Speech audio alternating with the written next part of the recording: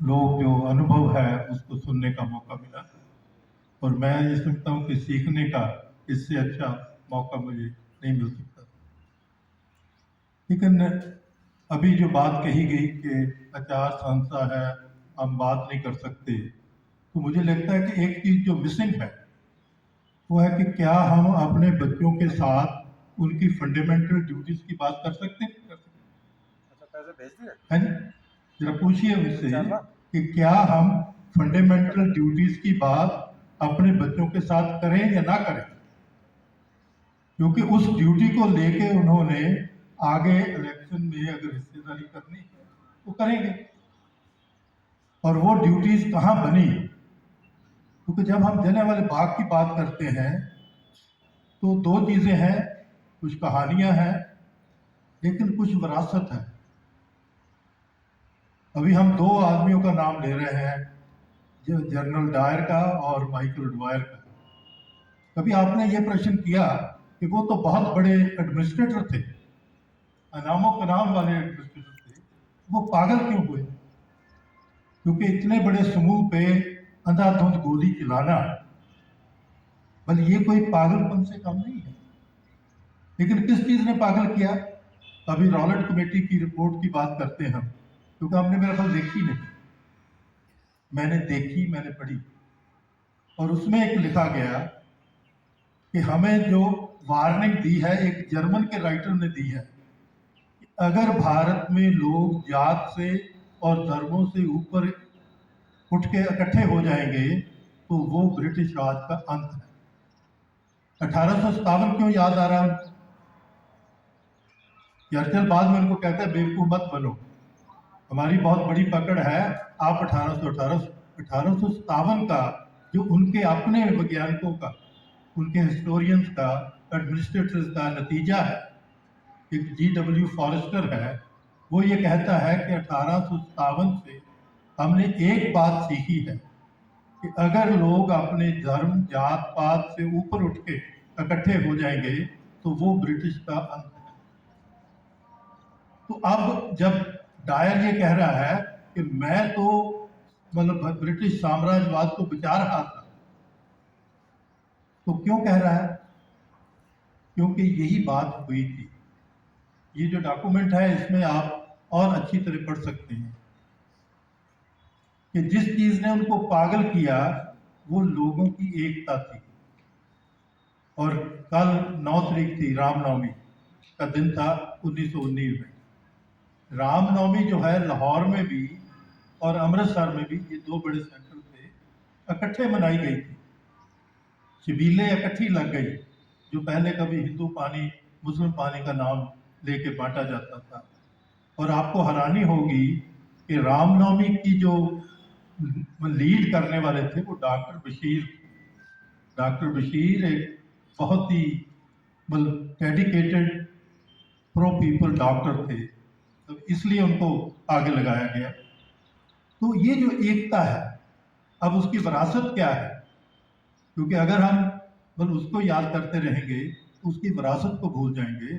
उसकी विरासत ये है कि जितना मर्जी अपने आप को ताकतवर समझने वाला व्यक्ति हो और राज हो, उसका है लोगों की एकता में होता है।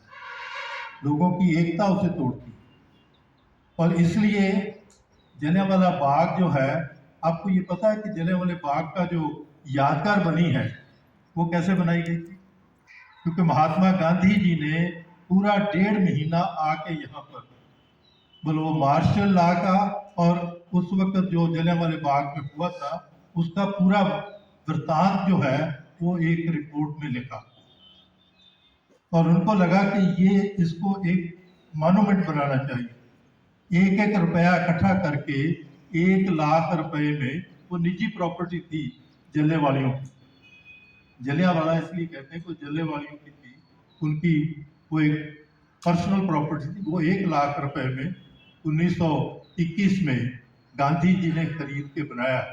और उनके शब्द क्या थे कि ये आने वाले जो भी राज करेंगे उनके लिए ये होगा कि अगर आप लोगों पे जुल्म करेंगे, लोगों के मसलों को एड्रेस नहीं करेंगे, तो फिर बल आपका अंत होगा। और जलियांवाला बाग ब्रिटिश राज की डाउनफॉल थी। तो इसलिए जब जलियांवाला बाग को हम याद कर रहे हैं, हम याद कर रहे हैं उस स्पिरिट को। और ये 1916 में शुरू हुई थी। और आप याद करिए कि हम शहीद ऊधम सिंह को याद करते हैं। शहीद ऊधम सिंह ने सिर्फ एक दफा अपना नाम ऊधम सिंह यूज किया था। उनका नाम उदय सिंह था।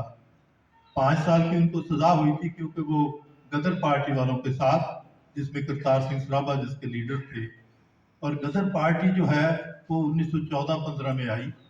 8,000 लोग आए। और इसी माइकल रिवायर ने ये कहा था कि देखिए, मैंने वो सारी मूवमेंट को दबा दिया है, लेकिन जो उनकी स्पिरिट थी वो लोगों में चली गई, एकता की स्पिरिट। वहां जात से, धर्म से, और आप जितने भी गदर पार्टी वाले लोग हैं, उनका जो नाम है उनके गांव से जाना जाता है। करतार सिंह अपने सराबा गांव से जाते हैं। बाबा सोहन सिंह भकना जो है वो भकना गांव से जाने जाते हैं। विष्णु गणेश पिंगले हैं जो उनके साथ फांसी लगे, वो महाराष्ट्र पूना से थे। तो करतार सिंह सराभा और विष्णु गणेश पिंगला को इकट्ठे फांसी दी गई। लेकिन जो उनकी वो संदेश लेके आए थे कि हमें ये समझना चाहिए कि कोई व्यक्ति नहीं राज चला रहा होता, उसके मगर एक तंत्र होता है।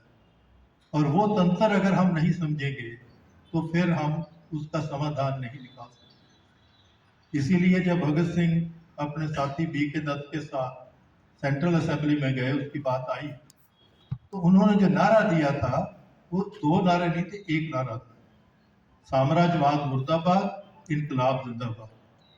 उन्होंने कहा था कि ये बात मैंने गदर पार्टी से सीखी है कि ये जो कोई जात का, मतलब एक वाइट, हम कई दफा काले गोरे की बात करते हैं, ये बहुत ही लोअर चेतनता की बात है। उससे थोड़ी हायर होगी तो हम कहेंगे कि इंग्लैंड हम पे राज करता है।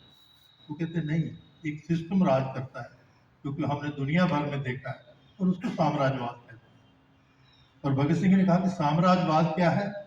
जब एक देश दूसरे देश को लूटता है, और वो समाज में एक आदमी के हाथों आदमी की लूट का तंत्र भी बनाता है, क्योंकि वो सेपरेट नहीं होते। लेकिन इनकलाब जो लोगों के जीवन में खुशी लाएगा, उनको अपने में समर्था देगा, अपने आप में विश्वास पैदा करेगा, वो राज तभी आएगा अगर साम्राज्यिक शक्तियों को दबा के रखा जाएगा। तो आज स्पष्ट है कि आज हमारे, तो हम क्योंकि भारत की संस्कृति में अवतार थ्योरी में विश्वास रखते हैं कि एक युग के बाद दूसरे युग में एक नया रूप उसी का बनता है। तो इसलिए आज साम्राज्यवाद का रूप क्या है? कारपोरेटवाद। और मैं कहता हूं कि जब हम जलियांवाला बाग को याद कर रहे हैं, और उसमें जो हमारे एक बहुत बढ़िया पंजाबी के पोएट थे, उन्होंने कहा कि यहाँ हिंदू, मुस्लिम, सिख सभी का खून एक हुआ है। निहत्थे लोगों पे जो गोली चलाई गई उसकी पोएम वो थी। और उसी वक्त चकबस लखनवी, जो ब्रज नारायण के नाम से उनका है, लेकिन चकबस लखनवी से लिखते थे, उन्होंने एक गजल लिखी थी कि उसे फिक्र है हरदम कि नया तर्ज जफा क्या है, हमें शौक है कि देखें सितम की इंतहा क्या है।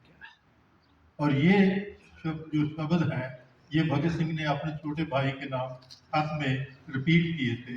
वो पूरी गजल है जलियांवाला बाग। तो जलियांवाला बाग से हमने जो सीखा, और जो बहन जी कह रहे थे कि हम सब चिंतित हैं, और चिंता में हमें कुछ करना चाहिए, और वो करने के लिए हम उनको याद करते हैं, उनकी वो विरासत जो है उसको मतलब अपने साथ लेना चाहते हैं। और मैं तभी कहता हूँ कि बच्चों को हम ये सिखाएं कि कहानियां तो बहुत बनेगी, लेकिन अगर उसकी विरासत नहीं समझी तो हम आगे नहीं बढ़ पाएंगे। जैसे भाई साहब ने कहा कि भगत सिंह तो एक चमत्कार है, मैं नहीं मानता। भगत सिंह यहीं का एक बच्चा है जो वहां तक पहुंचा क्योंकि उसके पास पूरी आजादी की लड़ाई को समझने की व्यवस्था थी। उसने उनको समझ के और उसको अपना प्रैक्टिस किया। वो हमारे जैसे ये नहीं था कि वो समझ के नतीजा निकाला, तो उन्होंने हर चीज को समझ के उसकी जीवन में लागू किया।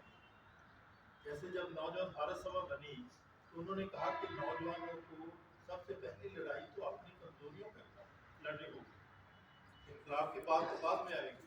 और वो कमजोरियां क्या है? धर्म की जो संकीर्णता है उससे अपने आप को उभारना। क्योंकि एक भगत सिंह का और आर्टिकल है जिसकी तरफ बहुत कम लोगों का ध्यान गया है, उसमें वो कहते हैं कि धर्म की कोर जो है वो इंसानियत है, प्रेम है। मैंने कहा कि प्रेम को तो कबीर ने इतना बता दिया कि 2 अक्षर प्रेम के जिसने नहीं सीखे, 2.5 अक्षर प्रेम के उसने तो जिंदगी का मतलब ही। और गुरु नानक देव उसको उस सतह पर ले गए कि जीता है प्रेम खेलन का चाओ, सिर धर कली कली